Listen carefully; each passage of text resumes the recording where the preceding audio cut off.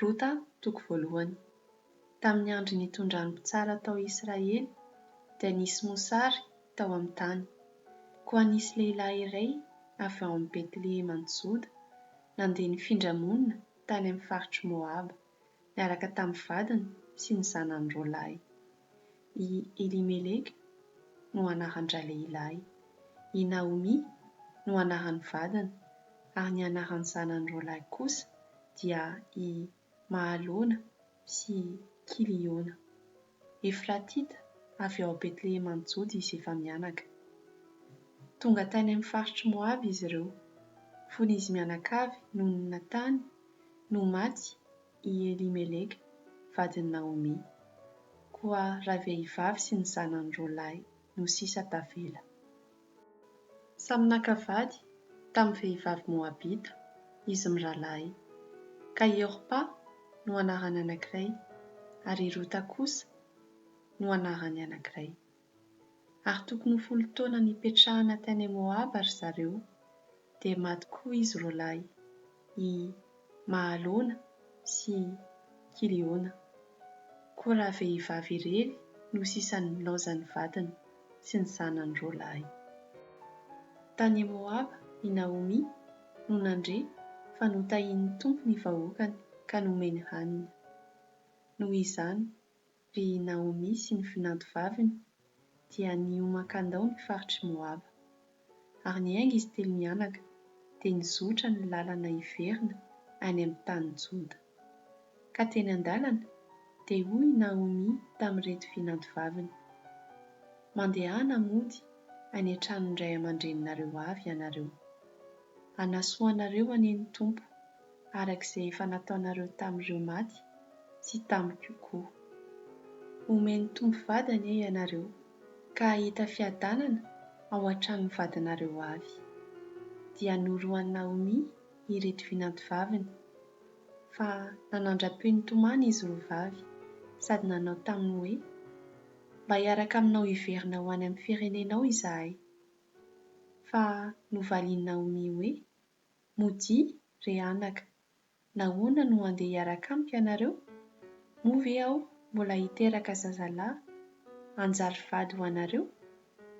Mandehana mody re anaka, satria efa antitra aho izao ka tsy ahazo vady intsony.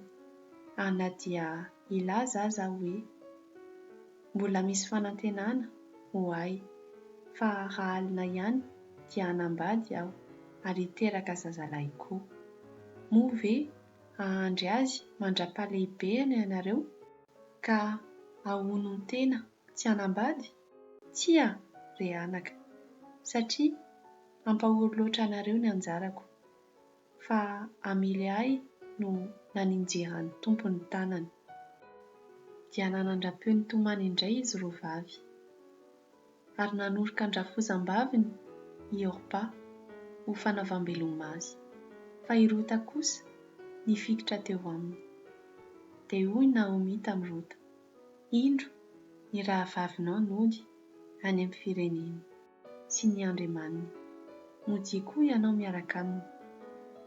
Fa novalian'i Rota hoe: "Aza terena andao anao sy hiala amin'ny fanarahananao aho, fa any amin'izay alehanao no alehako, ao amin'izay honenanao no honenako, ny firenenao no fireneko, ny Andriamanitrao no Andriamanitro.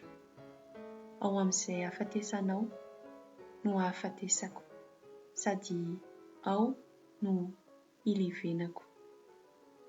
Ataony tompo amiko anie ny famaizana mafy indrindra, raha tsy ny fahafatesana ihany no ampisaraka ahy aminao." Ary rehefa hitan'i Naomi fa tapa-kevitra ny andeha hiaraka aminy marina i Rota, dia nitsahatra tsy niteny azy intsony izy. Dia nandeha niaraka izy mianaka mandra-pahatongany tany Betlehema. Rehefa tonga tao Betlehema izy ireo dia taitra tamin'ny avokoa ny tao amin'ny tanàna rehetra. Ka hoy ireo vehivavy hoe: "I Naomi tokoa ve ity?"